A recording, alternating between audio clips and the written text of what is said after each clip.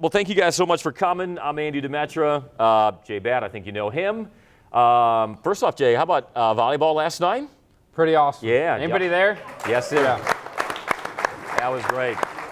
What, 4,000 plus in McCamish, national television, watching Tech sweep Florida again. So that felt nice. Big shout out to Michele. That's 2 wins over top 15 opponents in a row for Tech, and they got another match at O'Keefe tonight, and then Friday as well in the GT Classic. And also we got Bruce Hepler here as well. Indeed, Coach Hepler, good to see you. I'll make mention, since it just went out yesterday, I believe, or the day before, we're incredibly fortunate. Coach Hepler has agreed to a 5-year contract extension to continue leading our golf program. So, thank you, Bruce. Bruce did not pay for the spread, by the way, but he could have. He could have, yeah. So thanks so much for joining us here for our State of Athletics breakfast. I think everybody in this room would agree there is a palpable momentum around Georgia Tech athletics right now, and that's reflected, Jay, in a number of ways, but it all, at the end of the day, stems from the success on the field and on the court. So let's begin with some of the high notes from last year athletically at Georgia Tech and how you saw the success of Georgia Tech's teams play into that momentum that you're continuing to build and want to seize on now this year. Well, Andy, thank you for that starting. And let me just start by thank you for everybody for making time to spend with us today. I know everybody's time is valuable, and whether it's your financial support or your time, all of it matters to us, and we're very grateful for that. So thank you. You guys had as much to do with our success last year as anyone. We talk about on the field, Andy, certainly high notes across the board, right? We had incredible, really awesome winning moments, whether it was our football program having the first winning season since 2018, our golf program, we had the individual national champion in Hiroshi Tai, went to the Final Four again in that. Our volleyball program, again, making it deep into postseason. And we had really great winning moments, right? We talked about men's basketball winning against 4 ranked opponents, Carolina, Duke, Clemson, Mississippi State. We had this great opportunity to step forward on the field and reestablish that winning culture. And I think, at the end of the day, part of what we're looking to do is to rebuild that winning culture of consistency. But last year we had a lot of really great moments, Andy. And I will say one of the things that I know you're proud about, but something we're really proud about, is the way our student athletes performed off the field as well last year. And so, we finished the spring with a 3.25 GPA for the athletic. That's all of our student athletes. That's really difficult, gang. So, And I'd be remiss, particularly in this room, not to mention that we had the largest fundraising year in the history of AT Fund. So many of you stepped up for that, whether it was on our annual fund side, making kind of capital gifts, scholarship gifts. Competitive drive was another really, really big success. So thank you for that. That is a team effort, and certainly Robbie and the AT Fund deserve a lot of credit for that, and I know we've got many of our AT Fund team members here, but also our partners in Central Development, Jen Howe, I think Jim's here, Megan's here. We've got a great group. It's a total team effort, and I think part of what you feel, Andy, and at least I know that I feel, is that this entire institution is pulling behind Georgia Tech athletics. And that, I think, we've talked about it for 2 years. That is really at the core of why we've been successful. Our Alumni Association partners are here, Dean Sheehan, and I know we've got board members from the Alumni Association in the room as well. That cohesion, that pulling in the same direction, I really feel like has been a key to last year's success and really what's propelling us at the moment. I'm a broadcaster, so I like statistics. As far as the academic achievements, 3.25 mean GPA in the spring semester. That's the highest in Georgia Tech athletics history. And NCAA graduation success rate, and the data released last fall, 92%. That's a school record for the 3rd straight year, and you expect to set another record when the next set of data is released in the fall. So, You know, there are a lot of schools where that hyphen in student athlete is kind of flimsy. Not here at Georgia Tech, clearly. So there were successes on the field, and to have success on the field, you have to have success in recruiting. You're also seeing that momentum start to build again in recruiting. How does that reflect the continued investment from Georgia Tech athletics in that area? Yeah, I'd tell you that there's a couple things. You know, first and foremost, we'll start off with this is an awesome place for young men and young women to go to school. The strength of the institute, the desirability of this institution, the degrees that we are graduating students with puts this place at the top of so many lists, right? I would be remiss if we didn't talk about NIL. I know we'll talk more about it later, Andy. But I'd say the growth of the Techway and the opportunities our student athletes have to take advantage of the Techway and their name, image, and likeness here in Atlanta, that matters. That and our group and this group leaning into the Techway has made a big difference. But I also think it comes back to as a lot of the NIL kind of, we'll call it, has evolved, a lot of the things that have made this a great value proposition for prospective student athletes is kind of what's new is old or old is new again. You know, the fact that this is a great place to go to school, the fact that we're in Atlanta, it's a desirable, growing city in the heart of what is great recruiting ground, has put us in a great place. I think, you know, we've got, and again, we can, you know, take whatever ranking you want, right? But we've got 2 top 15 basketball recruiting classes for this fall. I think men's and women's both at number 12, I read last on. And then we've got a top 20 football recruiting class brewing, which is pretty special. And I think a lot of that has to do with our commitment level, both across the NIL space, but also across the entire department. You talked about the fundraising records that were set this past year. That doesn't happen by accident. Why do you think there has been such a renewed vigor in fundraising? Because we know, you know, how that can impact the success of Georgia Tech athletics. Why do you think it was such a banner year for athletics fundraising? It's a great question. Let me bring up a couple folks that stepped up that can do it. No, I'll say this. I think there's a couple. One, we've got a great tradition of fundraising here. You know, the AT Fund has been in place for a long time. We've been raising money to support student athletes for a long time. And so there's a great history. I know in this room we've got decades of support. Not years, decades of support across all kinds of different things.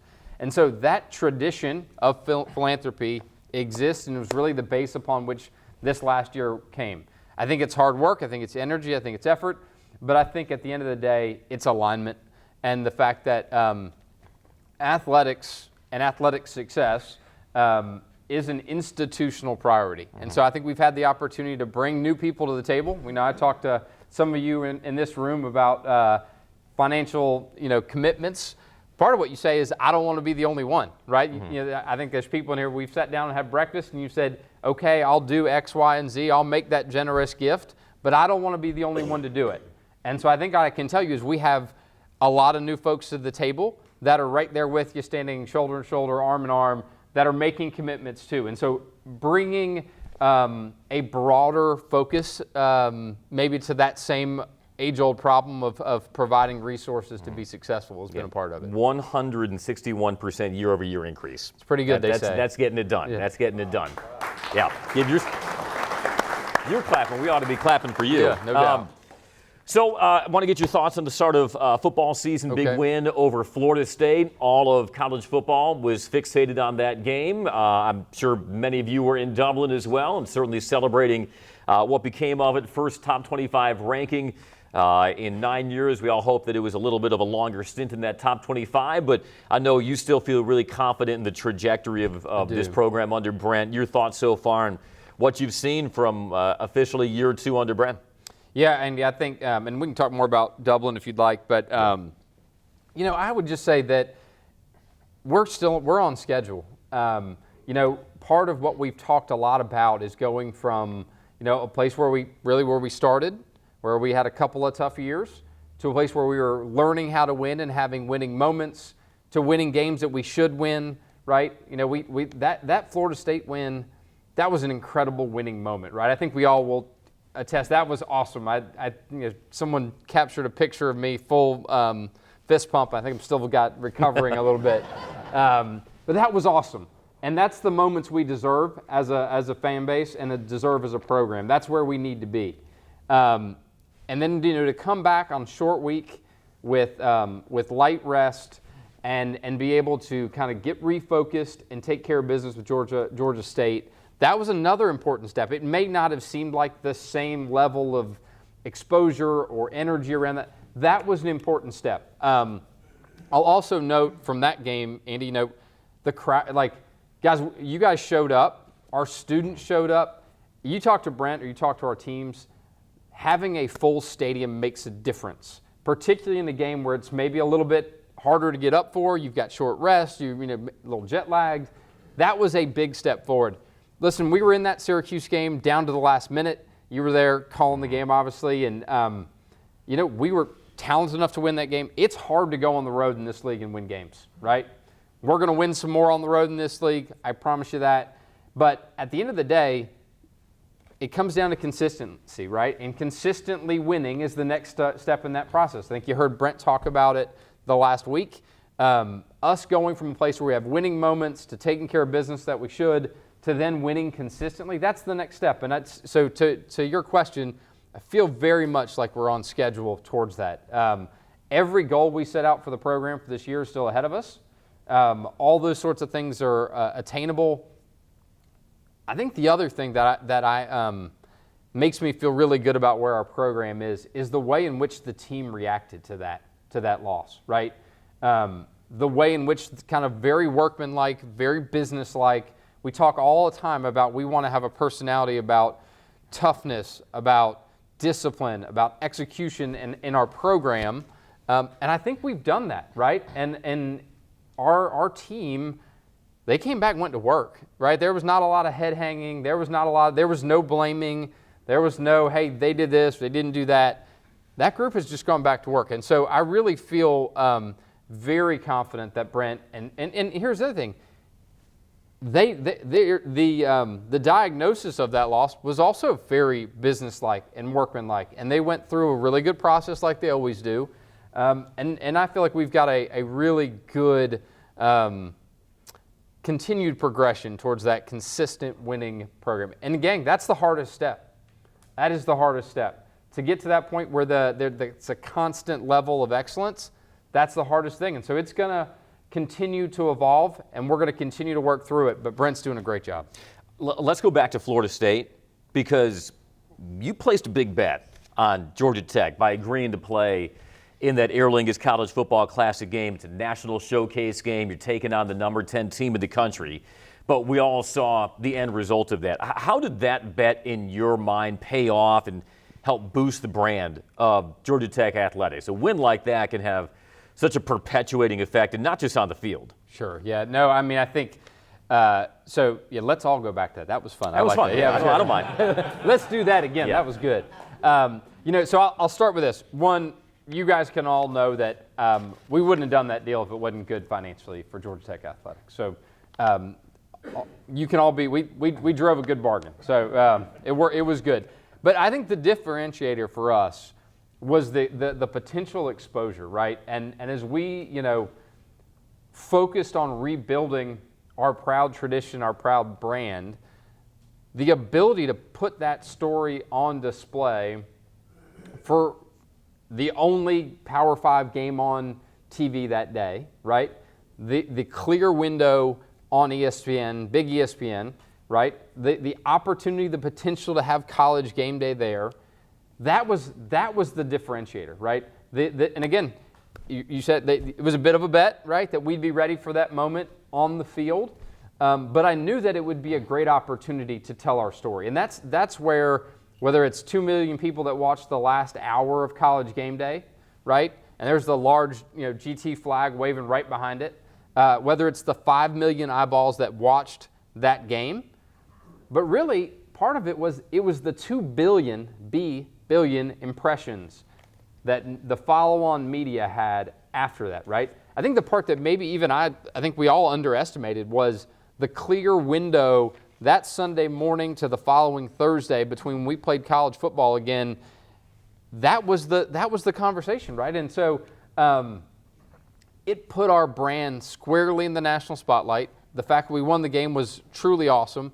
But I'll also just say that a couple of probably not known parts of that is that was our home game, right? So, special shout out and thanks to John Palumbo, our Chief Operating Officer, Brittany Sander, our Chief of Staff, who also worked really hard to make this game happen, Josh Thompson, our Director of Football Operations, trying to figure out how to get every part, piece, iPad, computer, printer, like all these things across the ocean on freight planes and all the other things.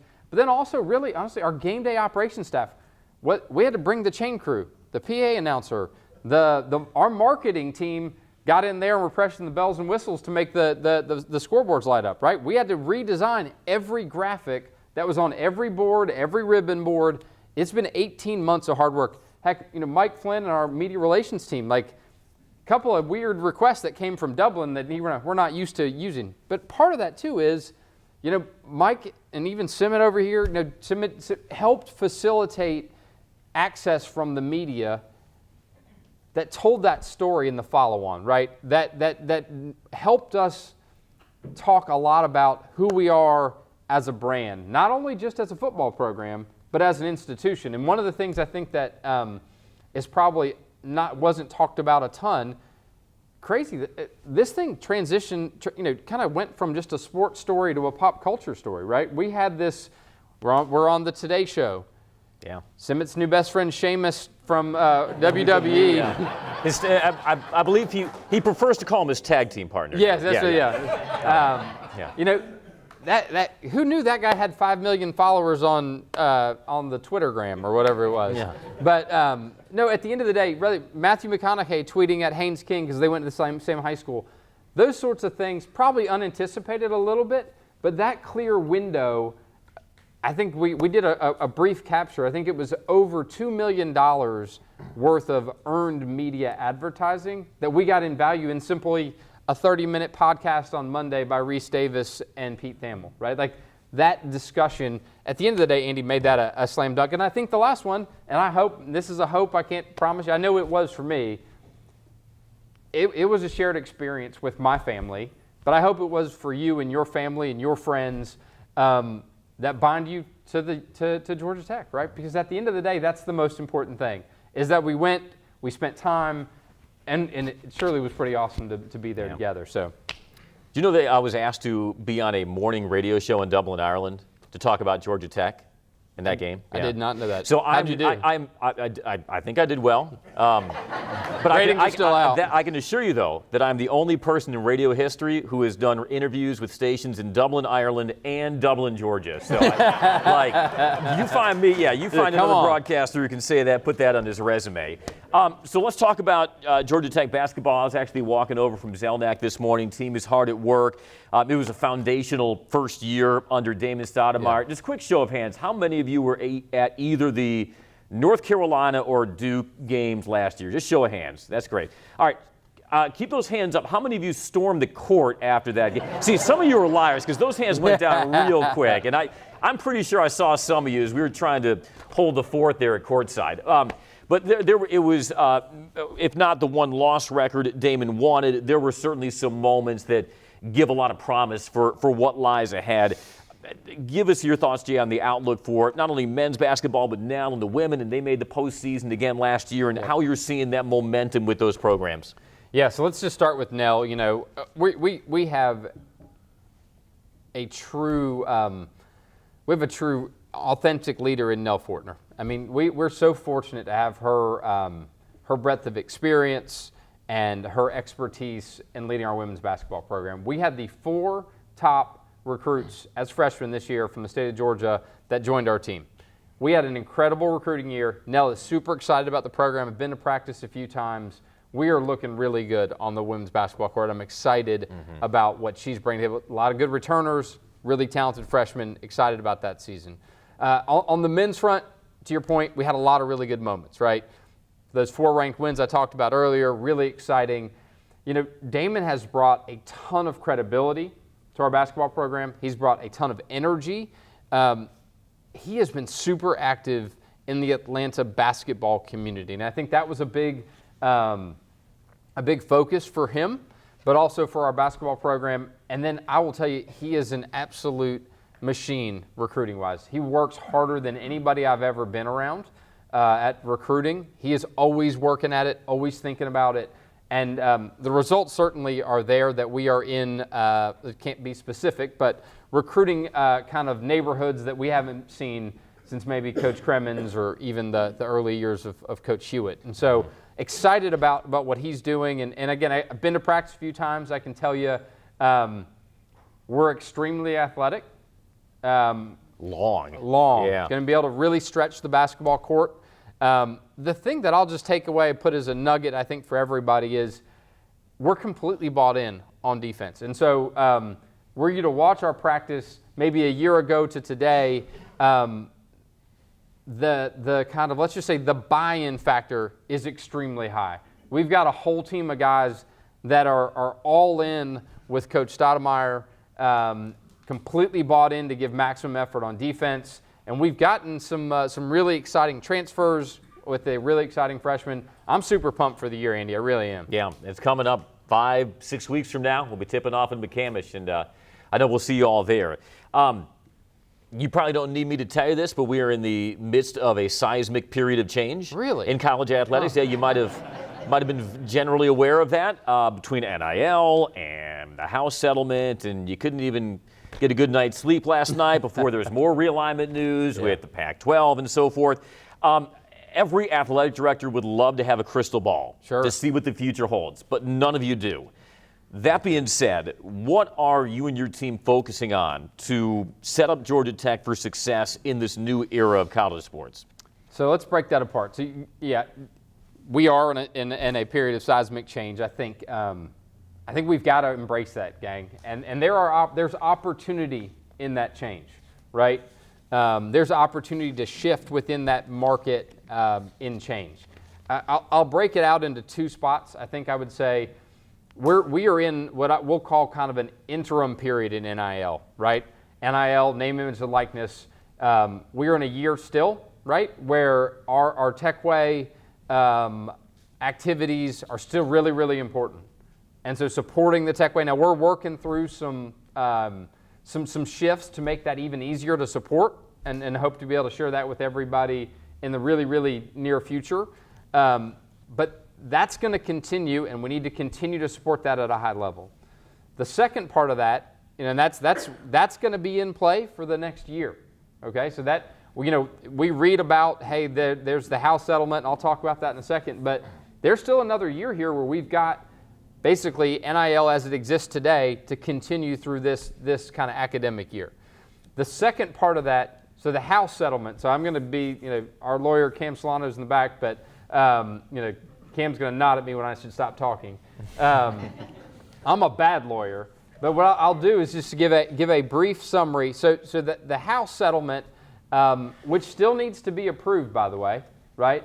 And you asked what we're spending a lot of time on. We're spending a lot of time of what this will likely look like in the summer of 2025. The House case is a conglomeration of cases that I would break into two kind of two buckets. Bucket one would be past damages that are being settled with former student athletes that didn't have the opportunity to take advantage of their name, image, and likeness. And today that projects to be about $2.8 billion in past damages. That's a lot of money. There's a plan for that. We'll have a part of that Georgia Tech will have to fund out of reduced distributions from the NCAA and the ACC. But at the end of the day, the go forward is revenue sharing with student athletes. That revenue sharing will amount to approximately 22% of overall aggregate Power 4 revenues divided out by each person's share. Those revenues will come from ticket sales, television dollars, corporate sponsorships, okay?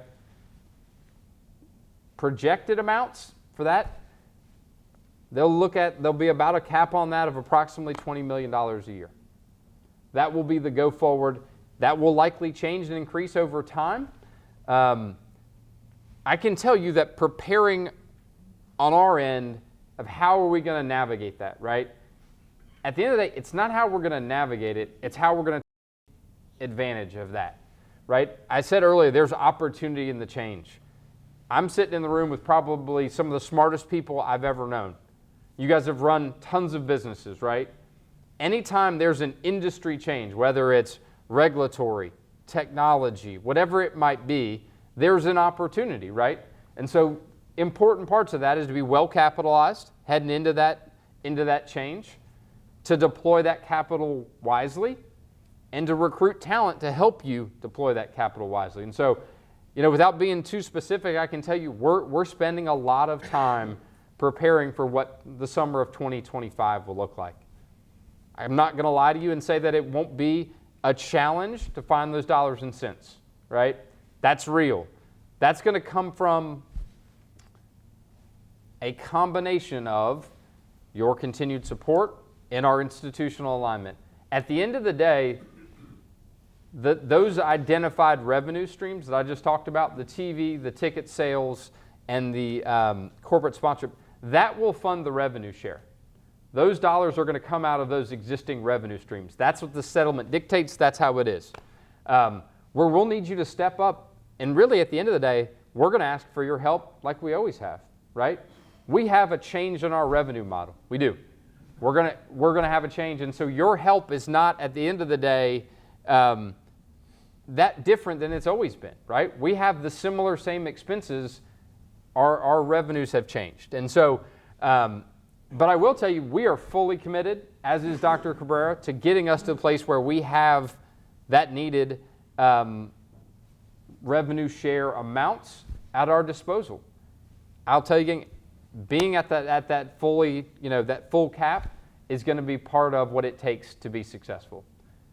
Our goal to win championships at the highest level will not change. I actually think for all of you guys, I've never been more bullish on the opportunity that it creates for Georgia Tech athletics. And I hope I'd invite you that, as we talk about things over the next coming weeks, months, and through into next year, this is going to be an incredible opportunity for us. It really is. We're going to find our way through that, and I think that you can know there's a lot of work happening in the background to be prepared for that. The other point you want to make is that you want to be assertive in this new landscape, and be all in, but you also want to continue to do things the Georgia Tech way. Absolutely. Yeah.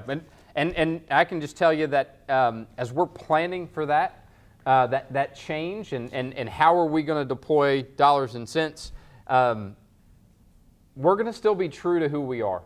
Okay? I can promise you that. And so we've had a lot of conversations with the president. And Dr. Cabrera, let me just tell you, the thing that is really important to this change is that we continue to be aligned with the institution. Dr. Cabrera is as committed as he was a year ago, as he was at our board meeting on Monday, as he is tomorrow, to making sure that we are competitive at the highest possible level. And so there are parts and pieces of that are going to be around the things that we've always been about, okay? And so we're not going to compromise who we are, but we are going to be at that highest level. And I think part of that is, this evolution is going to begin next summer, right? Most likely, again, we've still got to settle the House case collectively, and there was some different kind of a hearing last week that put a little bit of maybe could in that. I think likely that, we'll see where that goes, but we have to be prepared for that, and so we're going to go ahead and be working towards those changes now. I know that some of you submitted questions. We'll have a Q&A as well. But the final question for you, Jay. I'm ready. For the folks here, for other donors, other Georgia Tech alums, what can they do to help Georgia Tech, both in the near term and in the long term? How would you prioritize that for them? Yeah. So other than Robbie's going to lock the door and nobody can leave. Yep. Yeah, that's true. So I think in the near term, the right now, it's the same that it's always been, Andy, right? It's we need to make sure that we're buying tickets and showing up, right? We have to. It is. I hope for all of you that were able to be there at the Georgia State game. We were at 40,000. We need to be at 40,000 every game, filling that up, filling up McCamish when volleyball plays. having this baseball stadium full, it matters. It matters a lot. And so for those of you, I know I'm preaching to the choir, you guys are here, but bring somebody with you.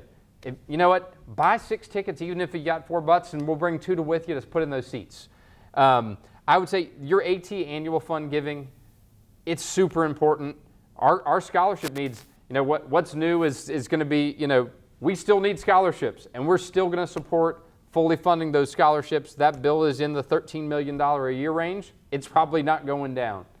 And then finally is, I would tell you, we talked about the Tech Way. That's going to be important in this interim period. And then we are going to very soon roll out a comprehensive capital initiative for athletics. It's going to be focused in 2 spots.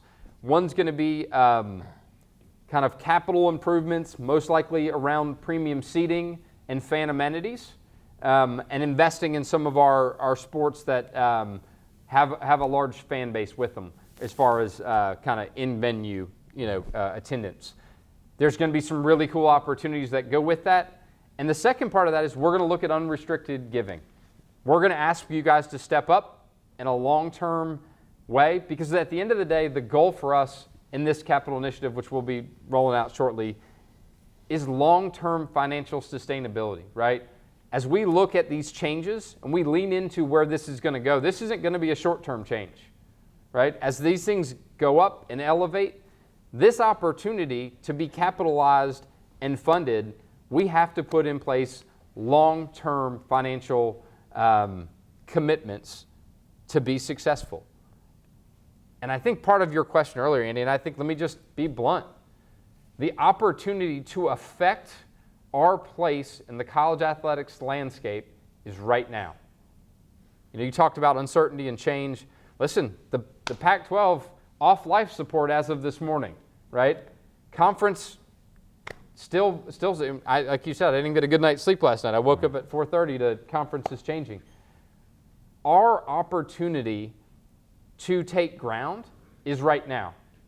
And so putting in place long-term financial stability through pledges that are unrestricted in nature, that help you with premium seating, that will ultimately be revenue drivers for us long-term, could not be more crucial right now. And so obviously our AT Fund team has been very busy, as we saw last year, and we need to continue to be very busy. This next 6 months is crucial. All right. Some of you, like we said, already had submitted questions, want to get to those right now. And if you have any questions at the end of the online questions, feel free to raise your hand, and I know you'd be happy to answer them. One of you wanted to know just your thoughts on the ACC right now, where it stands and where Georgia Tech stands. Well, I think I would tell you that we've got a great league.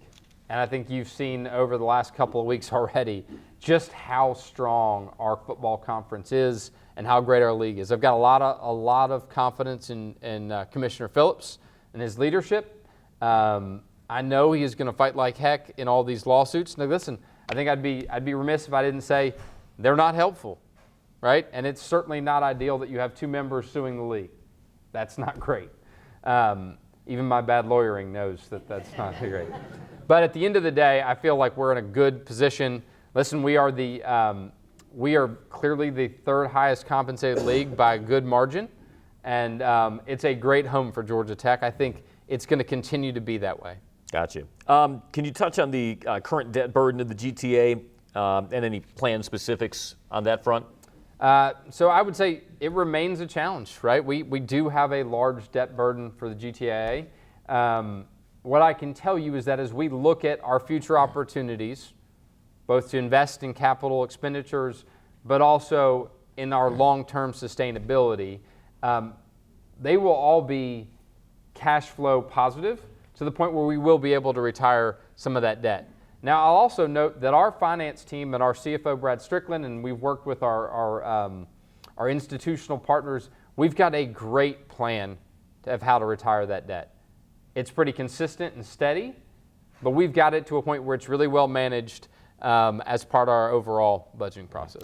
So the game day experience at Bobby Dodd Stadium, it constantly is evolving, not just season to season, but in some cases game to game. What is the Georgia Tech Athletic Association continuing to do to optimize game day at Bobby Dodd Stadium, a Hyundai Field, and ensure that it's not only an enjoyable experience for fans, but an efficient one as well, especially as the crowds, like you said, will continue to grow? Yeah, I think we can, I think we're our own harshest critics, but I also get your emails, by the way. And if the music's too loud or too soft or the chicken fingers are cold, we hear all that. There were definitely things that, as we looked at last year to improve this year, and I think some of those we were really successful in. Our block party continues to evolve and get better. We have room to continue to evolve some of our operations.